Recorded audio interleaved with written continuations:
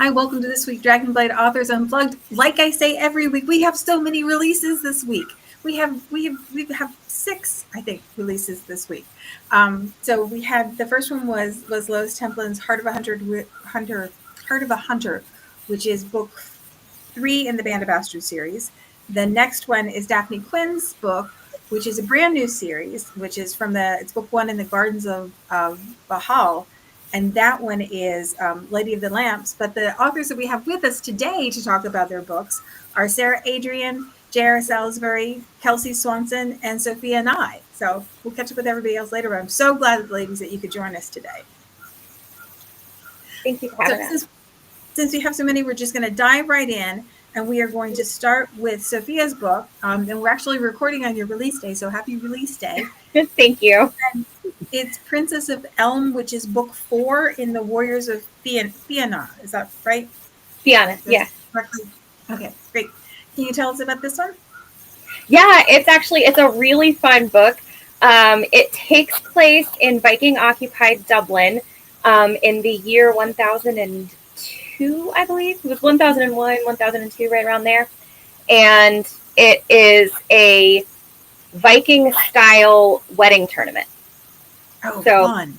Yeah, it's super fun. So there's all kinds of, feats of strength and all kinds of different challenges that the hero has to participate in. And it's really fun. I had a lot of fun researching it and writing it.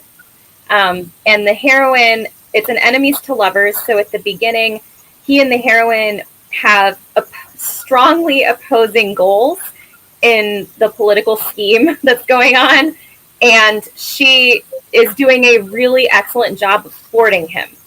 And so what happens is he accidentally points out to her brother that maybe it's time that she got married. It came up in the course of dinner kind of naturally, and her brother was like, you know what, you're right, that's a great idea. And then he decides to host this tournament. And so then, of course, she's even more angry with him because he got her involved in this. Yeah. So it's a really fun enemies to lovers, slow burn, all Vikings all the time kind of deal. It was really fun. Oh, it sounds great. Can you tell us a little bit about what the research was like into figuring out about the tournament and stuff? I don't know anything about that at all. Yeah, it was really interesting. So I really wanted Astrid is the heroine, and her big holdup, like her character arc, is kind of this realization that, like, yes, her heritage is Norse, but she lives in Ireland, and that's not going to change. And so it's this real culture clash of, like, her trying to hold on to what she identifies herself as while still interacting with the place that she actually lives. And so I read this book called Children of Ash and Elm, which I highly recommend. It's fairly academic, but I think it's very accessible to, like, the average reader. It's really well written, and it really gets you into sort of the mindset of Vikings in the Middle Ages. I think it does a really excellent job of that. And that was my primary source that I used for most of it.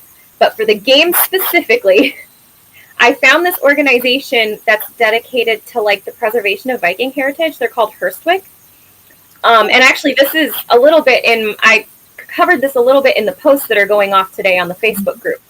That's what made me think of your. So you want to, like, go to both, yeah. And they had a really nice article about all of these different kinds of games and what they would even have called a tournament, how they would have set it up. But the details about one game in particular, and it was one I was very interested in using, were kind of vague and a little confusing. And so I emailed them. And this gentleman was so helpful, and he had this back and forth with me so I was like, okay, so if I set it up like this, like, does this make sense? And he helped me kind of, like, work through, like, based on the research they've done, like, and how because they're trying all these out to see how they, like, play. And so he helped me kind of get it as good as I could. Oh, that's fantastic. That's fantastic. Yeah. And like, how much fun is it to delve into something that deeply and then be able to build a world around it? Exactly. That sounds great. Awesome. Well, the next book that comes out this week is Sound of Seduction. It's Sarah's book, and it's book 4 in the Miracles on Harley Street. And I know we're going to get doctory stuff soon. Can you tell us Yes, about this one, Sarah? I'm so excited to tell you. So, the main character, the heroine here, is a nurse, and she is the younger sister of the eye doctor from book 1, A Sight to Behold. And so we've seen her. Her name is Wendy, and I found out, actually, since you were talking about research, Wendy is not a name that was used till Peter Pan came around, but she Oh, was Wendy in my head already. So I had to do kind of re-establishment research, and Gwendolyn is her full name, but she there you made it go. Wendy. So Nurse Perfectly Wendy, plausible. that really happened, but it just wasn't in books before. So um, Wendy has a bit of this dreamy quality about her, about fairy tales and romance love stories and nice books like we all enjoy. But she's very, very hands on as a nurse, and she really takes charge of everything. And for anyone who's been following the series, nothing in the practice works without Wendy. She's really the pivot point. And as this pivot point, she knows everything, and all the patients trust her with secrets, and that can be good and bad. And so she knows the prince, who is also connected to some of the other books, and this is Prince Stan. Um, and he is a precursor, like an ancestor of the Hohenzollern-Sigmaringen family. That is a branch that doesn't exist, so I made that branch up. But I put him in the right castle, and he has to protect his country's legacy of the gold mines, which is real. That was really in Transylvania an issue with plundering of gold mines. And then the locals did not have the protection. So, being a royal and a prince, sort of with a mission in England, he tries, for a very good cause, to protect his country, which for Wendy means he's going to leave, right? So she really shouldn't set her eyes on him because, nurses and princes, like she's like, it's not a Cinderella story because she has a good job and.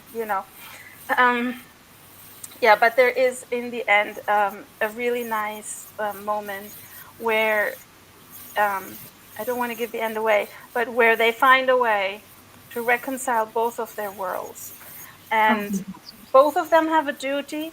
So she has a duty that is more character driven. She has to stay with her brother. She has to stay for the patients and the practice. And she knows that she has an important role. And he has a duty to the people back home. And yet they collide with this villain who's also been coming in and out of the series.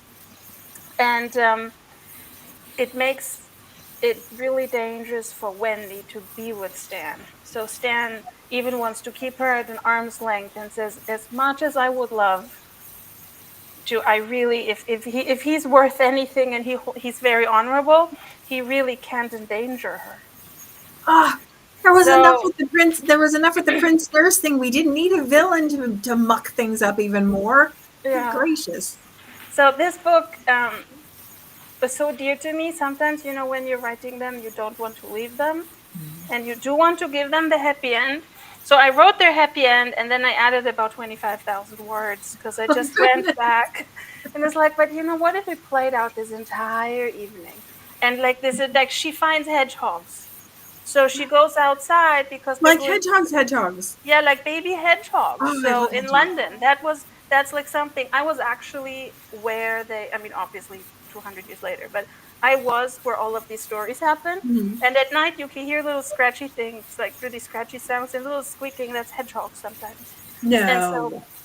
Oh yeah, man. I only heard them. I never saw them. But then, of course, you kind of want to see them. If you want to see them, you put them in the book. You want them to be cute little baby Well, hedgehogs. yeah. So Like she little bags found of these it. head right, but so she's going outside at night, and Stan is like, "What are you doing at night? How am I ever going to keep you safe if you're walking outside with the villain could be right there, and then you're like right here?" And so I have all these scenes that I played out, and she was like, "You're so annoying, but I'm so glad you're trying to keep me safe. I can absolutely decide to save a hedgehog myself. And he's like, was that a bullet? It's like. So there are many, many big moments in this book that I really hope everybody will enjoy. And lots of Easter eggs, so the story can be read alone. It's fine. You can jump into the series here or not. But if you know any other of my books and other series, there are really good connections. Oh, great. I love it when we get to see characters that we've seen before, and especially somebody like your heroine who's been in a bunch of books ahead of time, and people have already have feelings about that. That's always so much fun. Awesome. Thank you. Awesome. Well, it sounds great. Well, the next book that comes out this week is Kelsey's book, and it's Seducing the Spy, and it's book 2 in the Spy Society series. Can you tell us about this one? Yes, so we meet the hero, Oliver Black, in book 1. He is a lowborn gutter rat, was in a gang, and then he ended up being recruited to be part of this exclusive spy society. And so he was sent on the continent to be like the other half of this partnership, doing this intelligence collecting. And so now he's back in London and he's still doing his thing. He's got a new mission. And it ends up not going very well. And he's wounded, and he literally lands on the balcony of a brothel. Oh, and the balcony is owned by the daughter of the madam who owns the brothel. And she's this very sheltered girl. She's basically treated like a princess in a tower. She's kept away from the business other than doing the numbers in the books. And he's like, she saves him. And he's desperate. He's desperate to finish this mission. He needs another half to his counterpart to go to this scandalous house party being thrown by who they suspect to be the leader of this French cell in London, recruiting dissenters to the crown to kind of funnel money and funds into starting a revolution over in England. Her mother's going to have feelings about that. I'm sorry, I didn't hear it. Her mother is going to have feelings about that. Yeah, a little bit. So she's like, I've done everything to keep you safe, and you're going to make a huge mistake and put your faith in a man. And she runs off. She's tired of not having any adventure in her life. So he believes, because of who she is, that she's got some sort of experience with the world. Oh. And she doesn't. So it's a whole bunch of tropes mashed together. There are, it's fake relationship, fake lovers, one bed, naughty house party, secret identities. And so there's a very strong subplot of this investigation that's being performed at this house party. But then they also have to navigate the fact that she isn't a spy. She's just standing in and helping him while he's injured. And they both have a job to complete. And so there's a lot of suspense, a lot of intrigue, a lot of research went into, well, what technology would have been available, what could some sort of spy have had, not quite 007. And a lot of historical research, trying to figure out what the political climate was back then. And so I had a lot of fun, and it is very spicy, very, very spicy, because it is, yeah, more than is it Dragonblade Flame? It's also a naughty house party. Is it part of the Dragonblade Flame series? Yes, it is. Okay. Well, then we expect spicy. Yes. So, what was the coolest spy thing you came across when you were doing your research? I don't want to give it away. Okay. But I think a lot of it was different codes and stuff being used, and ways that they would get messages to one another was kind of neat. So that kind of thing. I don't want to give too much away because we want to read it, and we want the full journey. Exactly. But I do love that idea of codes. I think kids at a certain point get very excited about that, about how to write secret messages and wrapping paper around sticks and being able to write it that way. Yep. And doing letters and stuff. Cool. Very cool. And I love the idea of a heroine that everybody expects to be a certain way who is completely not the way they expect. So yeah, she's this weird dichotomy. She's so she's innocent, but she's not. She lives above a brothel. She interacts with the the employees of the brothel, and it's not a typical one. It's the women are treated well. They choose to be there. They're not beholden to the owner of the brothel. They get money. They get medical care. They get the clientele is very exclusive, and they choose to be there because this is what they like, the control and the power. So it's not a typical what you would expect from a brothel. So I kind of tried to create a different environment for that. But so she's exposed to this, but then she's also never been kissed because she's never met men. That's a crazy mixture. There's so much tension there. That sounds fantastic. Awesome. Well, the last book that came out this week is JR's book, and it is Beauty and the Rake. I love the title for this one, Beauty and the Rake. Oh, thank you.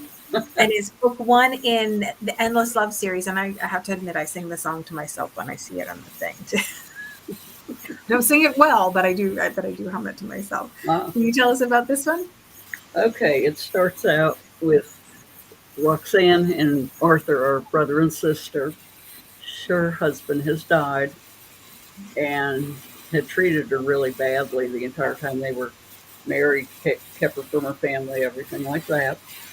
So she goes back to England. She had been living in France with him.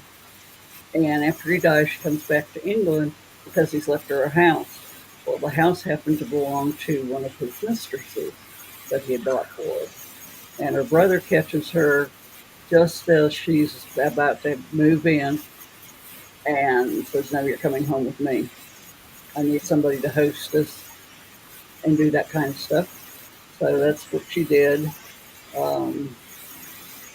Along the way, his best friend, who she has grown up with because they lived next door to each other in Kent, comes around, of course, and they, at this point in time, hate each other because he's trying to force her into things that she doesn't want to be forced into. And it's kind of a enemies to lovers type book. They get stuck together, and he devises some games. I won't go into it too much, but they have a hilarious indoor croquet game in his. Oh my goodness!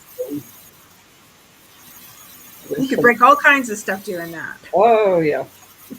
So that's pretty much how it goes, and they continue until they end up getting married, and which took her a long time to decide to do. But she was afraid he was going to jack her around. But, well, she's got reason to not think marriage is that great an idea, too. Because he had had a notorious reputation of being a rake, and she was real leery of him.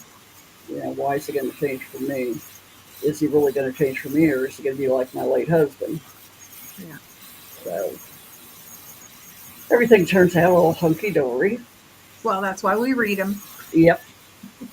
You can break our heart all along the way, but I want you to deliver the goods at the end. I'll go right into it. I want the happily ever after. The whole series, Roxanne and Arthur do have parts in, and so does Graham. Her fantastic. So everybody, for the whole 4 books, everything kind of intermingles, which is the first time I've really done that. Oh, I love that though, because we get so attached to the characters early on, and then as you go, you just get more and more enmeshed in the world. So I love series like that. Is there any way they connect, or is it just through casual acquaintances with the characters? Some of them is casual acquaintances, and some of them are set up. But that's a story for another time. Now, well, it sounds like so much fun. And the cover for this one is gorgeous. It's that beautiful yellow, it's lovely. Yes, it is. It's lovely. Well, awesome. Well, we have a little bit of time left over, and cleared it ahead of time to make sure it was okay if we talked about series titles and book titles. But I wanted to ask Sophia, because you said about the Children of Ash and Elm, which I wrote down on my library list. because it's called Princess of Elm, I'm sure there's a connection to Elm that I don't understand. And could you tell us a little bit about that, and also about how you got to that title? Yeah, absolutely. So it actually, I tell the story of it in Princess of Elm. Cool. So if anybody reads it, you'll get it more eloquently that way, because I could think about it longer. So so ash and elm were the two wood types used in the creation story of the Vikings, is basically where they come from. So they're like sacred trees to the Vikings. Mm-hmm. So the book before this is called Into the Ashes, and that's a double entendre, because I originally picked it because of ash, and then the next book would be elm, and so it would tie together. Those are the two set in a Viking town. And I wanted them to kind of tie together. I write a lot better than I speak, I promise. My brain is just, but, and so I wanted them to tie together thematically because they're both set in Dublin during the Norse occupation. And, but it ended up working out that it also was, had just been burned down. So the ashes. Both the wood. Yeah, ashes. Yeah, exactly. So it really worked out. Oh, cool. Yeah, so I thought it would be really poetic, since Astrid is so concerned with her Norse heritage, to have her be the titular character and to have it reflect that heritage in the title. Yeah, that makes sense. How did you get to the Warriors of Fianna? So the Warriors of the Fianna are an actual legendary warrior band from ancient Ireland. And I've always thought they were so cool and so fascinating, but I didn't want to just like retell the legend. And I didn't want to set it in ancient Ireland, because I felt like that would be a lot more difficult to pull readers into versus a medieval setting. And so I decided to take the concept and the characters and sort of transplant them into a reboot, where like the people in my stories have heard the stories of the Fianna, because they're ancient tales that the bards still tell and everything. And so the king is like, I want to bring this back. This was a great idea. Let's do it again. And so he starts the warrior band himself as like the new version of it. Oh, I love a good reimagining. Those are so much fun. Awesome. Well, Sara, I know how you got to Harley Street as in your title, but I love the way your titles connect, so that we have the sight and we have the sound in the end. Can you tell us how you came up with them and how they all connect to each other? Yes, of course. So the main 5 books in this series, and I'm saying main 5 books because my Lion's Den books are connected to them, and there will be a spin-off series as well in the future. They are sight, scent, touch, sound, and taste. And so each one of the medical professionals, who are not only doctors, we have an eye doctor, an apothecary, a surgeon, a nurse, and a dentist. They need to use their sense, and now it's the sound of seduction, but they need to use all of their senses, but they also need to make sense of what's happening. Mm-hmm. So you know how when you set up the characters, you have the external and internal conflicts. Mm-hmm. So I wanted to anchor them in something that's real in their lives, and that also comes from their careers, because your career will always shape your life, but your life will also shape your career. And so for Wendy's story now in The Sound of Seduction, because she always, like I mentioned, she knows everything, she hears everything, she knows what's going on. She can hear when a patient says something. My husband always tells me this: a patient will tell you a lie outright, and you know it's a lie, so you sit there for 3 hours because you cannot move on until they admit to what is going on. So in some ways, this is Prince Stan for her, who will not admit what's going on. And in the end, he's also the one offering her the Sound of Seduction. I won't tell you what it is. That you have to figure out. but it's how all the levels come together. And one of the themes that carries through the series is healing. Be the healer and also heal. And so I didn't want to be all over the place. I wanted each one to be anchored in one way that Yeah. you heal. Oh, I love that, and I love the connection, and I love the construct of of Harley Street as a place where all the doctors were. That's fantastic. They still are. They still are. There's still many practices there that have royal warrants. I mean, obviously, when I was there in the present day, the architecture has, on the outside, hasn't changed very much. On the inside, everything is different and modern, and you know. But you still get a lot of this dignified feeling of walking there. It has a certain resonance. Okay, gravitas. Awesome. Very cool. Kelsey, how did we get Spy Society? So I wanted to kind of play off of the Ton Society. So this is just a different level. It's a hidden society. There's its own hierarchy, and it's got men and women from all strata of real society. You have dukes, you have other titled lords, and you have gutter rats and former gang runners. So it's created its own society within the society that That's most cool. people don't even know exists. So so that's how that kind of came about. And it's but all of my books, even the series that I have coming out next year, they're all interconnected somehow, even though they're separate series. You get, pop-up characters and like, oh, these characters may not know he's a spy, but we saw him as a spy in that other book. So it's kind of fun to, like Sarah said, Easter eggs everywhere. Yeah. And so that kind of thing. So it's different levels of understanding. You can read them separately, but you'll get a different level of understanding and the society within the society if you read the series and kind of go through all of them. I love that idea of a society that's kind of, like the separate society that's created out of different layers of characters and such. So Yeah. Awesome. Dara, how did you get to Beauty and a Rake? I know Beauty and the Beast is the obvious choice. It just came off into my head. That's usually what happens. Yeah. But I was about halfway through writing it. I still didn't have a title for it. And that just kind of play off of Beauty and the Beast, I guess. At least you have names for the characters. Like sometimes I have to put name in all capital letters until I figure out what, Yeah. things Oh, I've done that too. Yeah. So did you get, do you have and I know it's a little different when you're writing for Dragonblade because you have to do a series proposal ahead of time. So you have to think about what the series is going to be called and think about the titles and all of that ahead of time. Did you get the series title first, or did you get the book titles and then have I got the book titles. The series name came there at the very end. That's the part that's hard for me is a series name. Yeah. Remind me of the title of the next book in the series.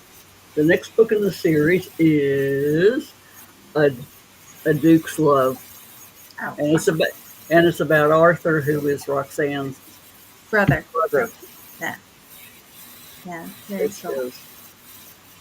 And all the women in this series are strong women, so they aren't being taken over.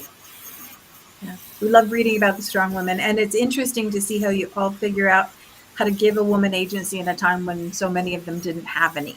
I love the constructs that you come up with for figuring out how you're going to make women be able to have choices when they often didn't have any. So they didn't have a lot of choices. Yeah. Well, fantastic.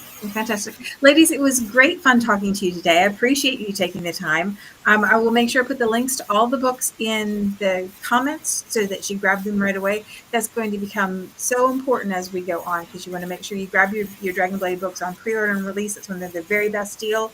If you don't get them, then you can read them in Kindle Unlimited, but you want to grab them pre-order and release. It's like, it's less than a bad cup of coffee. Come on, there's no barrier to entry there. Just do it. And I will also make sure that I put the link to Lois's book and also to Daphne's book in the comments too, so you can grab them if you haven't gotten them already. Thanks again, ladies, for taking the time to talk to us. I really Thank do you. appreciate it. I learned